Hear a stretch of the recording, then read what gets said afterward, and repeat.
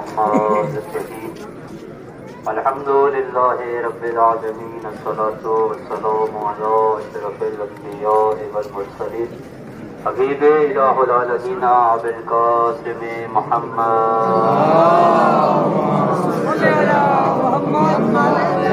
ثم الصلاۃ والسلام علی اہل بیت الطیبین الطاہرین المعصومین ولعنۃ اللہ علی اعدائهم اجمعین اما بعد فقد قال اللہ تبارک و تعالی فی کلامہ المجید وفرقانہ الحمید بسم اللہ الرحمن الرحیم ان الدین عند اللہ الاسلام صلوات پڑھیں محمد و آل محمد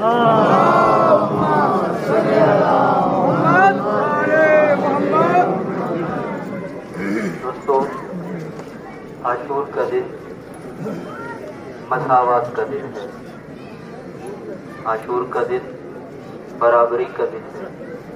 میں گزارش کروں گا اپنے جوانوں سے، عزیزوں سے، یہ فرش عزا ہے، یہ امام بارگاہ حسین ہے۔ تمام میں عزاداروں سے، جوانوں سے گزارش کروں گا کپڑوں کی فکر کیے بغیر، لباس کی فکر کیے بغیر سامنے آ کے تشریف رکھیں، صلوات پڑھیں محمد و آل محمد۔ سارے حضرات سے میری گزارش ہے، یہاں پر کوئی چھوٹا بڑا نہیں ہے، کسی ذات پات کی کوئی اہمیت نہیں ہے، یہاں ہر ایک حسینی بن کے آیا ہے اور دروازے حسین پہ آیا ہے۔ حسین نے مساوات کا درس دیا ہے۔ کربلا کے 7 گھنٹے کی جنگ جو اگر ٹائم دیکھا جائے 9 بجے صبح شروع ہوئی اور 4 بجے تک چلی، اس میں جس طرح اکبر کا لاشا اٹھانے کے لیے گیا ہے میرا مولا، اسی طرح جون کا لاشا اٹھانے کے لیے گیا ہے۔ جس طرح حبیب کی لاش کو اٹھایا ہے حسین نے، اسی طرح عباس کی لاش کو اٹھایا ہے۔ برابری کا درس دیا ہے، مساوات کا درس دیا ہے، وہ کام، وہ سیرت جو پیغمبر اسلام کی تھی۔ نبی نے جب اپنی رسالت کا آغاز کیا، لوگوں کے درمیان کام شروع کیا، سب سے پہلے میرے رسول نے ذات پات قوم قبیلہ سب کچھ ختم کر کے ایک مسلمان بنایا اور فرمایا آپ امت واحدہ ہے۔ آج کا یہ دن کسی مذہب کے خلاف نہیں، کسی فرقے کے خلاف نہیں، کسی شخص کے خلاف نہیں، بلکہ حسینیت کے پیروکاروں کا یزیدیت کے خلاف اعلان جنگ کا دن ہے۔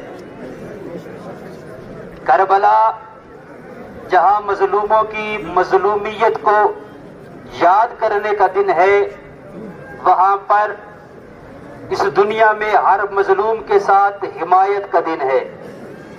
آج ہم اس اجتماع سے دنیا بھر کے مظلومین سے اظہار یکجہتی کرتے ہیں۔ وہ مظلوم کشمیری ہو تو ہم اس کے ساتھ ہیں، وہ مظلوم فلسطینی ہو تو ہم اس کے ساتھ ہیں، وہ مظلوم یمنی ہو تو ہم اس کے ساتھ ہیں، یا وہ مظلوم آج کا افغانستان کا شیعہ ہو تو ہم اس کے ساتھ ہیں۔ ہماری ہمدردی ہر اس بندے کے ساتھ ہے جو مظلوم ہے، کیونکہ ہمارے امام نے حکم دیا مظلوم کے حامی اور مددگار بنو، اور یہ دن مظلوموں کے ساتھ حمایت کے اعلان کا دن ہے۔ ہمارا مذہب، ہمارا مکتب قصے کہانیوں کا نام نہیں ہے، خوابوں کا نام نہیں ہے، یہ مذہب قرآن کا مذہب ہے، یہ مکتب صادق آل محمد کا مذہب ہے۔ ہمارا مذہب یا قرآن کے اوپر ہے یا محمد و آل محمد کے فرمان کے اوپر ہے۔ آل محمد کی زندگی، آل محمد کی سیرت، آل محمد کا کردار ہمیں یہی سکھاتا ہے کہ جو کلمہ توحید پڑھے، جس نے لا الہ الا اللہ پڑھا، ہم اس کا احترام کرتے ہیں۔ ہمارا مذہب تکفیریت سے پاک ہے، ہمارا مذہب گالی گلوچ سے پاک ہے، ہمارا مذہب توہین سے پاک ہے۔ ہاں، تولا اور تبرہ بھی ہمارے فروعات دین کا حصہ ہے، لیکن میں اکثر کہا کرتا ہوں تولا اور تبرہ کو سمجھنے کی ضرورت ہے۔ گالی گلوچ دینا تولا و تبرہ نہیں ہے، محمد و آل محمد کی سیرت کو اپنی زندگی میں اپنانا اور محمد والے محمد کے دشمنوں سے اعلان بیزاری کرنا یہ تولا اور تبرہ ہے۔ ہم یہ جو لبیک یا حسین کی صدا لگاتے ہیں، آ کر کے بچوں کو، بوڑھوں کو، جوانوں کو، ماؤں بیٹیوں کو لے آتے ہیں چوک میں اور آ کے کہتے ہیں لبیک یا حسین، یہ امام کی اس صدا کا جواب ہے جو آج کے دن امام نے کہا تھا حل من ناصر ینصرنا، کوئی ہے جو میری مدد کرے۔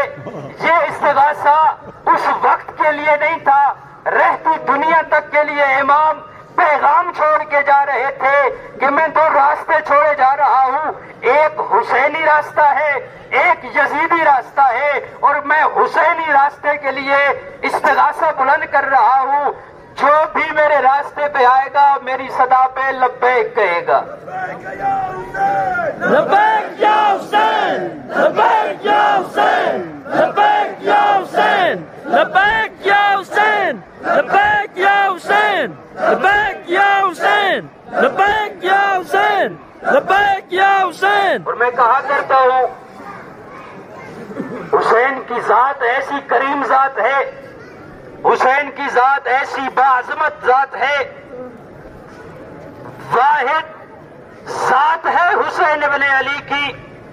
جب میرے مولا نے سر سجدے میں رکھا اور میرے مولا نے کہا سبحان ربی الاعلی و بحمدہ، سب سے پہلے ذات توحید ہے جس کی آواز آئی لبیک یا عبدی، لبیک یا حسین۔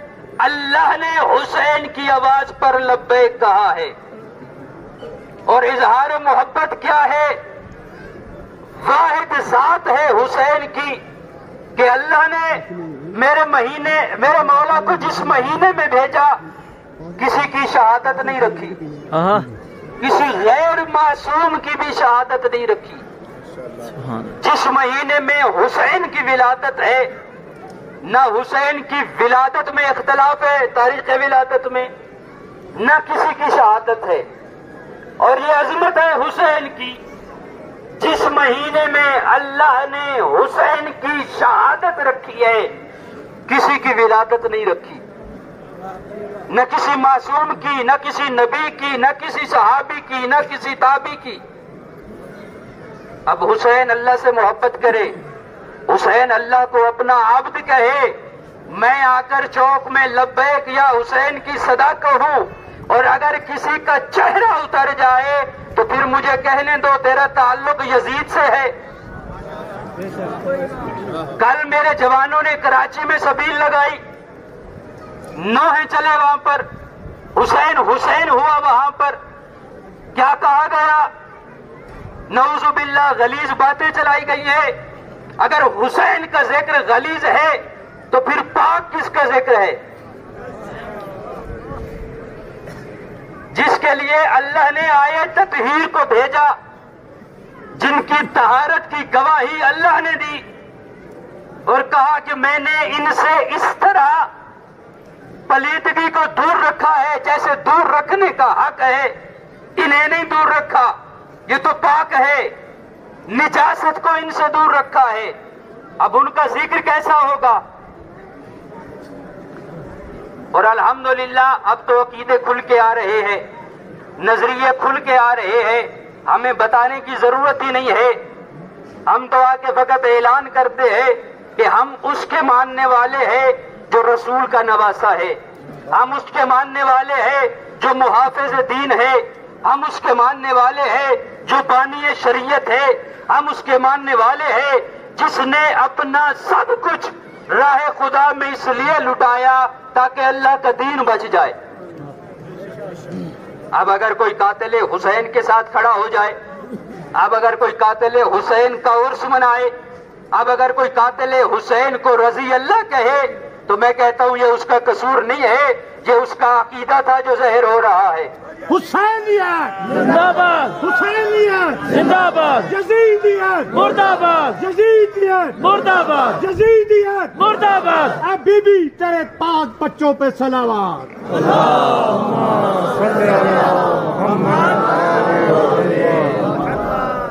اللہ نے ان ہستیوں کو عظمت دی ہے، اللہ نے ان ہستیوں کو فضیلت دی ہے، اللہ نے ان کو با کردار بنایا ہے، با فضیلت بنایا ہے۔ قرآن مجید کی ایک آیت وَيَعْلَمُونَ أَنَّ اللَّهَ هُوَ الْحَقُّ الْمُبِينُ، اللہ کہتا ہے میں حق ہوں۔ اللہ کیا ہے؟ حق ہے۔ قَدْ جَاءَكُمْ رَسُولٌ بِالْحَقِّ، میں نے جو تمہارے پاس رسول بھیجا وہ بھی حق ہے۔ اللہ بھی حق، سورہ نور کی آیت نمبر 25، سورہ نساء کی آیت نمبر 123 میں رسول بھی حق ہے۔ هُوَ الَّذِي أَرْسَلَ رَسُولَهُ بِالْهُدَىٰ وَدِينِ الْحَقِّ، دین بھی حق ہے، اللہ بھی حق، رسول بھی حق، دین بھی حق، قرآن بھی حق۔ چار چیزوں کا تذکرہ قرآن کی مختلف آیات میں اللہ نے کیا۔ فرمایا میں حق ہوں، جو رسول بھیجا وہ حق ہے، قرآن جس قلب مصطفیٰ پہ بھیجا یہ قرآن حق ہے، جس دین کو شریعت بنا کے میں نے بھیجا یہ بھی حق ہے۔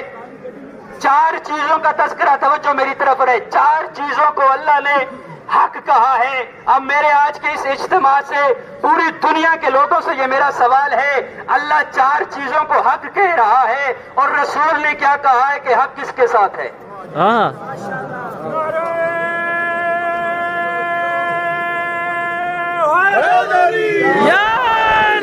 رسول نے فرمایا مسجد کے اندر علی علی مسجد کے اندر علی علی مسجد کے اندر علی علی مسجد کے اندر علی علی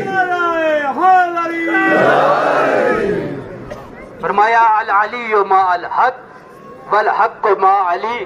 تو مجھے کہنا چاہیے جہاں علی ہوگا وہاں خدا ہوگا، جہاں علی ہوگا وہاں مصطفیٰ ہوگا، جہاں علی ہوگا وہاں قرآن ہوگا، جہاں علی ہوگا وہاں شریعت ہوگی۔ اب فضیلت اللہ نے علی کو دی ہے، جلتا تو علی سے ہے۔ قرآن مجید کی سورہ نور کی ایک اور آیت ہے جس میں اللہ تعالیٰ فرما رہا ہے فی بیوت اذن اللہ ان ترفع وذکر اسمہ، کہ اللہ کہہ رہا ہے رسول سے کہ انبیاء کے گھروں کو تعمیر کرو۔ اللہ سورہ نور کی آیت نمبر 33 میں رسول سے کہہ رہا ہے کہ ان سے کہہ دو انبیاء کے بیوت کو تعمیر کرو۔ تو جملہ کہہ دوں، اللہ کہہ رہا ہے ان کے گھروں کو تعمیر کرو، مسمار نہیں کرو۔ مجھے اندازہ ہے آپ لوگ تھکے ہوئے ہیں، انبیاء کے گھروں کو تعمیر کرو۔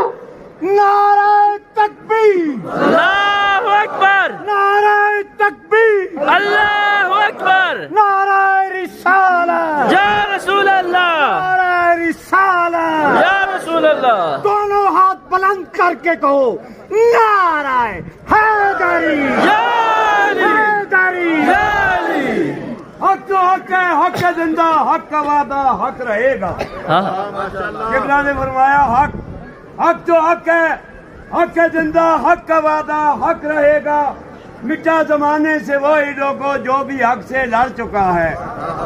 کئی زمانے گزر گئے ہیں، کئی مناظر بدل چکے ہیں، حسین زندہ آج بھی ہے، یزید مدتوں کا مر چکا ہے۔ یا علی، یا علی۔ فی بیوت اذن دل کا اللہ، چین، یا حسین یا حسین، دل کی دھڑکن دل کا چین، یا حسین، یا حسین، دل کی دھڑکن دل کا چین، یا حسین، یا حسین، دل کی دھڑکن دل کا چین، یا حسین، یا حسین، دل کی دھڑکن دل کا چین۔ یا حسین، یا حسین۔ نعرہ صلوات۔ اللہم صلی علی محمد و آل محمد۔ بیوت اذن اللہ ان ترفع وذکر اسمہ، کہ اللہ کے گھروں کو تعمیر کرو، اس میں میرا ذکر ہوتا ہے۔ ایک صحابی نے پوچھا یا رسول اللہ، یہ جن گھروں کا اللہ حکم دے رہا ہے تعمیر کرنے کا، یہ کون سے گھر ہے؟ توجہ کیجئے گا، میں فضیلت کا جملہ بیان کرنے لگا ہوں۔ یا رسول اللہ یہ کون سے گھر ہے؟ فرمایا بیوت الانبیاء۔ توجہ میری جانب رہے، بیوت الانبیاء، نبیوں کے گھر۔ رسول نے آیت پڑھی تھی، صحابی نے سوال کیا تھا، جواب مل چکا تھا، لیکن میں کہتا ہوں جس کی کوشش ہو، جس کی کاوش ہو، اسے یاد کرنا چاہیے۔ میں آج کے اس اجتماع سے صحابی پیمبر حضرت ابوبکر صدیق کا شکریہ ادا کرتا ہوں. جب کسی نے پوچھا نا کہ ان گھروں سے مراد کون ہے، رسول نے کہا بیوت الانبیاء، نبیوں کے گھر. حضرت ابوبکر صدیق نے علی کے گھر کی طرف اشارہ کر کے کہا ھذا مکان منہم، یا رسول کیا یہ گھر بھی ان میں شامل ہے؟ میں عرض کروں گا حضرت ابوبکر، رسول نے کہا تھا بیوت الانبیاء، لیکن آپ پھر بھی پوچھ رہے ہیں. جب حضرت ابوبکر نے پوچھا کہ یہ علی و بطول کا گھر بھی شامل ہے، رسول نے فرمایا نام افضل منہم، فقط شامل نہیں ہے، باقی انبیاء کے گھروں سے افضل ہے.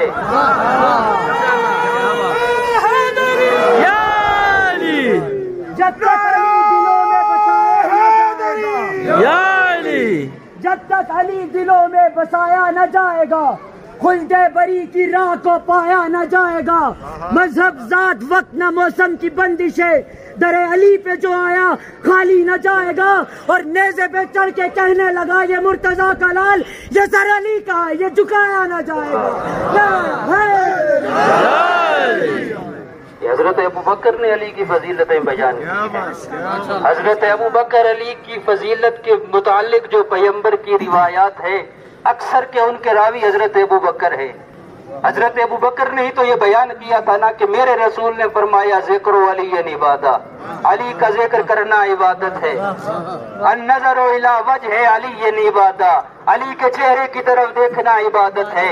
اس پیمبر کی حدیثوں کا راوی کوئی اور نہیں ہے، خلیفۃ المسلمین حضرت ابوبکر صدیق ہے. میں عزاداری کے اوپر روایت بیان کروں تو جناب عائشہ صدیقہ راوی ہے. میں علی کی فضیلت پہ روایت بیان کروں، حضرت ابوبکر اور حضرت عمر راوی ہے.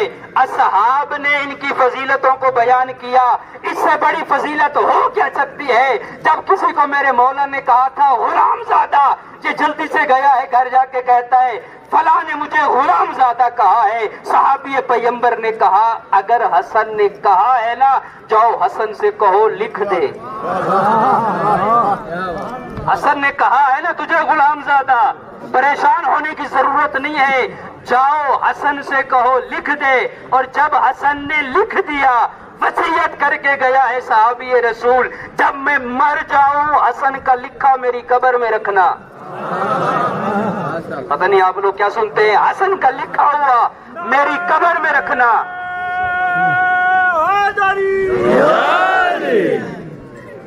یہ جوانان جنت کے سردار ہے. یہ کسی کو لکھ دے، کسی کو کہہ دے، لوگ اسے اپنے لیے سعادت سمجھتے ہیں، کیونکہ جانتے ہیں ہم کچھ بھی کر لے جنت ملنی ان کے دروازے سے ہے. کیوں رسول نے کہا تھا تب تک کوئی جنت میں جا ہی نہیں سکتا جب تک اس کے ہاتھ میں میرے بھائی علی کا پروانہ موجود نہ ہو. جب تک علی جنت کا پروانہ نہ لکھ دے، جنت تو دور کی بات ہے، پل صراط سے بھی نہیں گزر سکتا. جنت ان کی ملکیت، دنیا میں ان کی بادشاہی، فضائل اللہ نے ان کو عطا کیے. اب یہ اللہ کی دین ہے نا، کسی کو اتنی فضیلتیں دے دے اور کوئی کوشش کر کے بھی.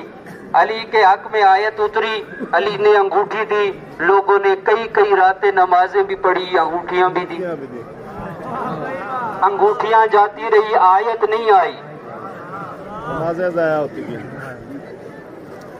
یہ فضیلت ہے علی کی. پیغمبر اسلام مجموع البحرین میں یہ روایت موجود ہے، بیان کر رہے ہیں صاحب مجموع البحرین. پیغمبر جب معراج پہ گئے اس کا واقعہ،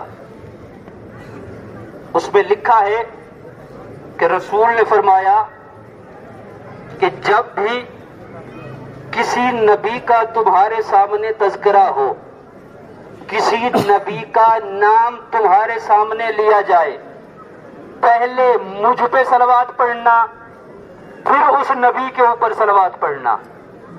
لیکن جب میرے جد ابراہیم کا تذکرہ ہو، پہلے ابراہیم پہ صلوات پڑھنا، پھر میرے اوپر صلوات پڑھنا. کیوں یا رسول اللہ؟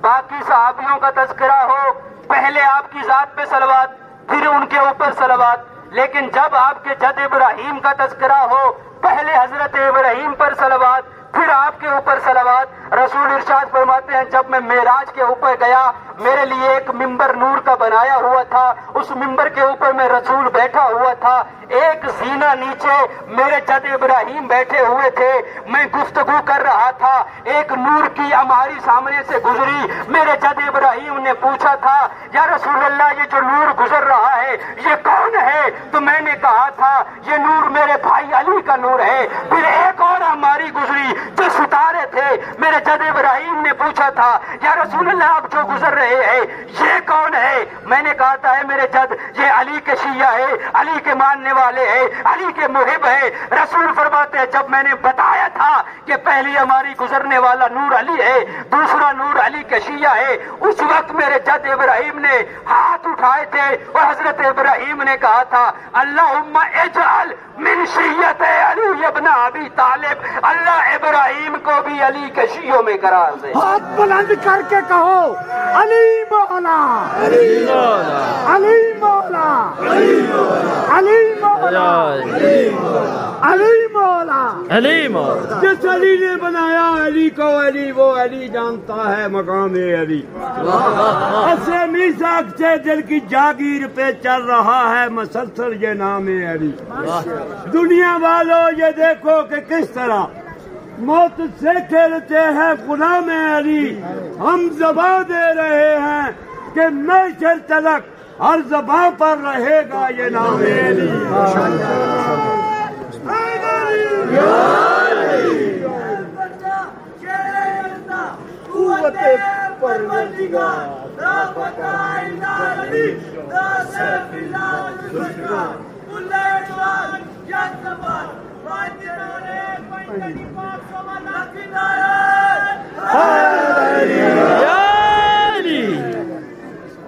علی کا شیعہ بننا انبیاء کی حسرت ہے، نبیوں کی خواہش ہے کہ وہ علی کے شیعہ بنے۔ آخری پیغام اور اب کی زحمت تمام۔ علی کا شیعہ مؤدب ہوتا ہے، علی کا شیعہ کسی کی توہین نہیں کرتا، علی کا شیعہ ہر آنے والے کا احترام کرتا ہے۔ میں اکثر کہا کرتا ہوں یہ مجالس امام حسین لوگوں کو اپنی طرف کھینچنے کا ذریعہ ہے، دور کرنے کا ذریعہ نہیں ہے۔ جنہوں نے تشیع کے خلاف باتیں اگلی، زہر اگلی، آج وہ کہا ہے تشیع ہر روز سر بلند ہوتی جا رہی ہے، تشیع اپنے عروج پر جاتی جا رہی ہے۔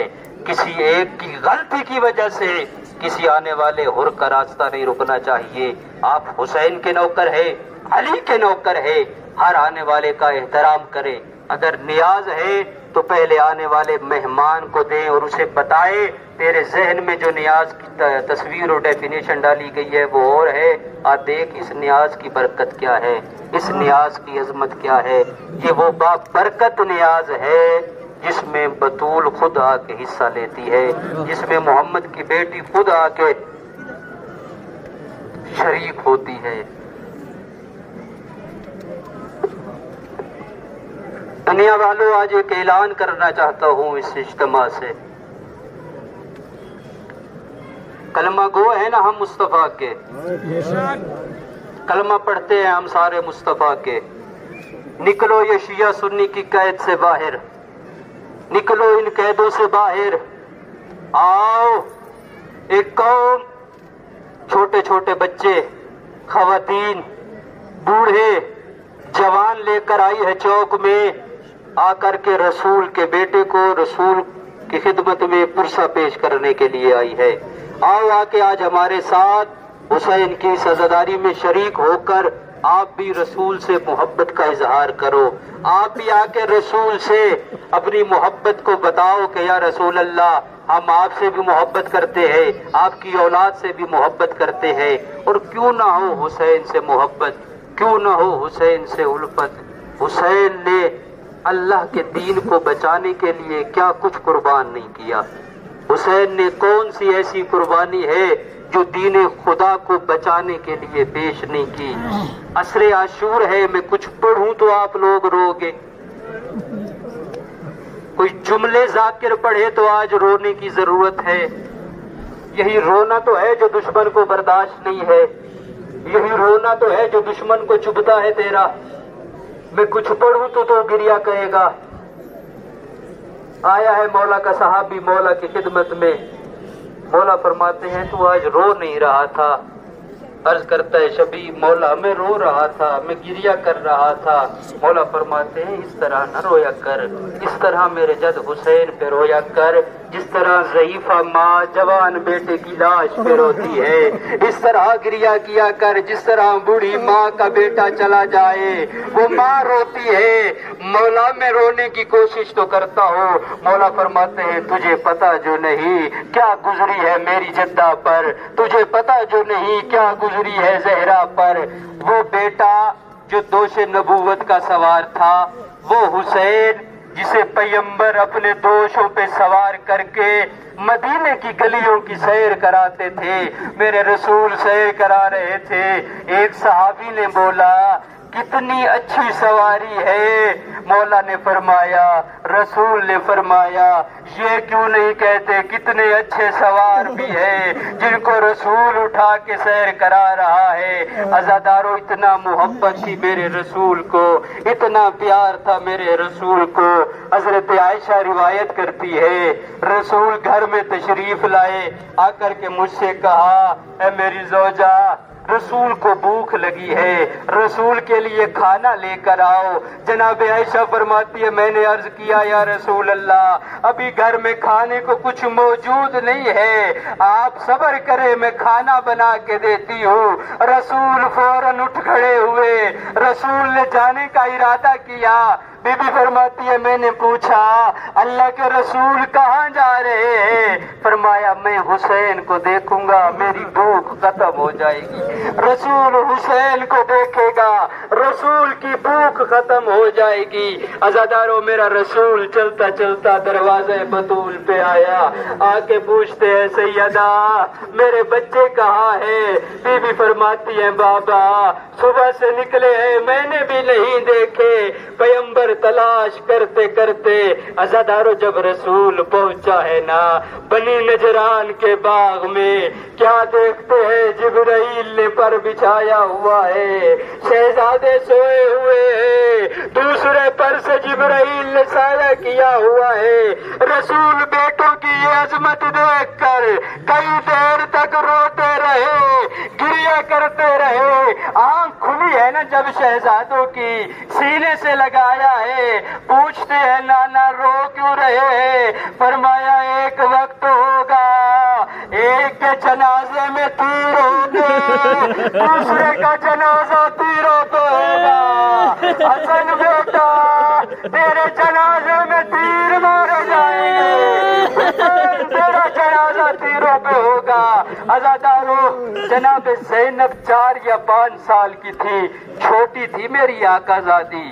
ख्वाब देखा बीबी ने, दौड़ के आई है नाना मोहम्मद के पास, आके कहती है नाना ज़ैनब ने एक ख्वाब देखा है।